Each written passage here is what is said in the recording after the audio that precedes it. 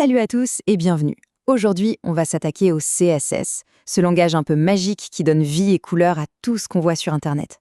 Pensez-y comme ça, si le HTML c'est les murs et la structure d'une maison, eh bien le CSS c'est toute la déco. C'est l'architecte d'intérieur qui choisit les peintures, les meubles, l'ambiance. Allez, c'est parti, on plonge dedans. Alors, regardez bien ça. À gauche, on a du HTML tout nu, brut de décoffrage. C'est la structure, le squelette.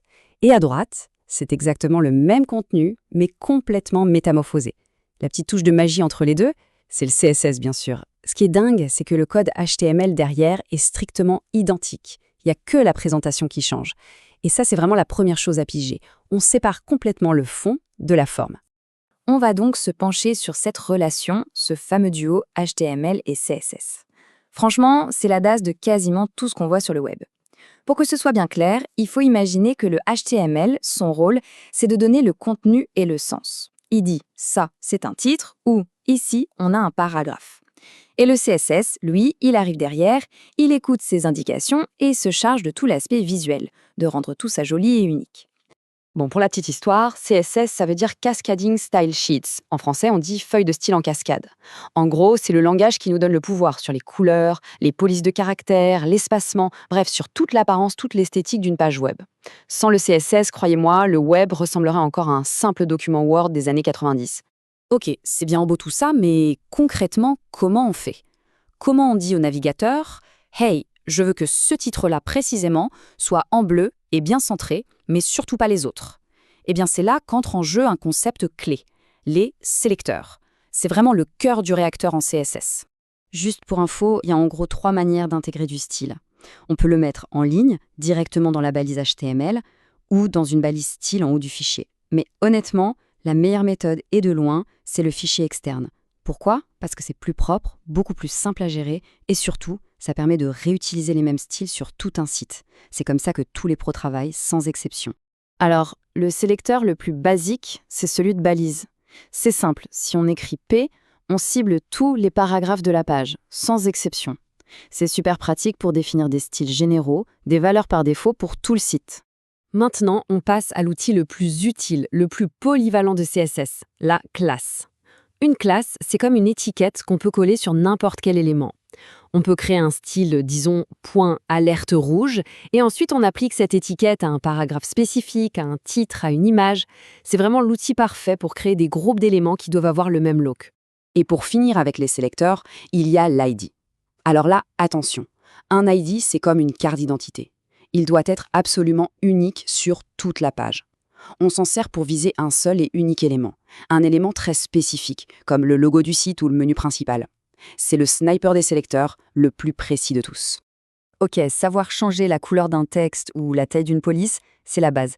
Mais là où le CSS devient vraiment puissant, c'est quand on commence à organiser les éléments sur la page, à créer de vraies mises en page. On passe au niveau supérieur là, l'organisation de l'espace. Et pour ça, oubliez tout de suite les vieilles techniques tordues et compliquées.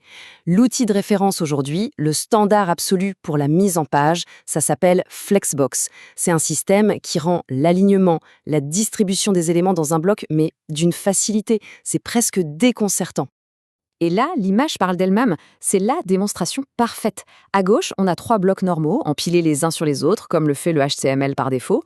À droite, ce sont les mêmes blocs. La seule différence, c'est qu'on a ajouté une seule ligne de CSS sur le bloc qui les contient. Display, flex, c'est tout.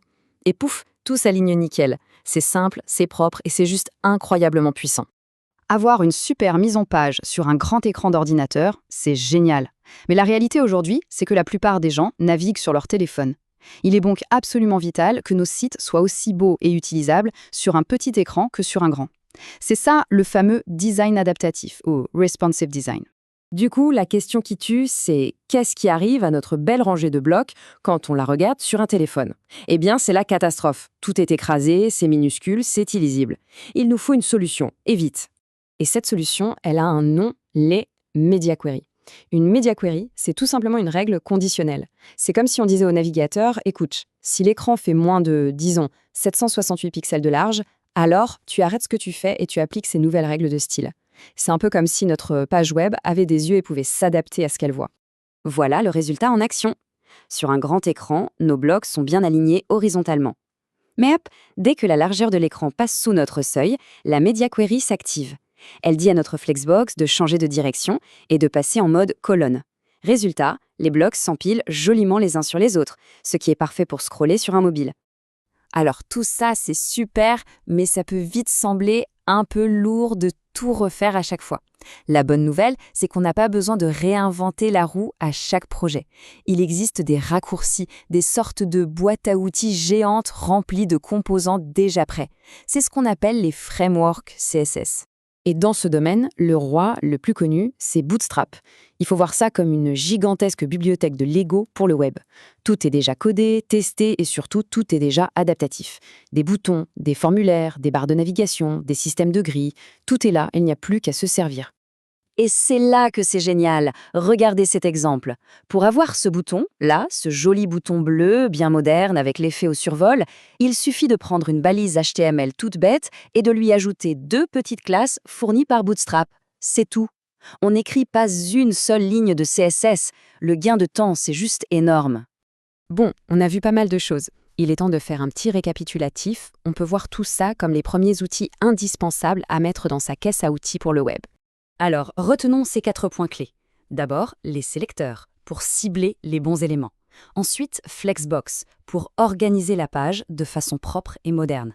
Puis, les Media Queries, pour s'adapter à tous les écrans, du plus petit au plus grand. Et enfin, des outils comme Bootstrap pour accélérer tout le processus de développement. Et s'il ne fallait retenir qu'une seule et unique idée de tout ça, ce serait celle-ci. Le HTML donne la structure, le sens. Le CSS donne l'apparence, l'émotion. L'un ne va pas sans l'autre pour construire une expérience web moderne. C'est aussi simple que ça. Maintenant, avec ces quelques outils, les possibilités sont déjà immenses. On peut passer d'une simple page perso à une application complexe. La seule vraie limite, finalement, c'est l'imagination. La question n'est plus de savoir comment faire, mais bien qu'est-ce qu'on a envie de créer.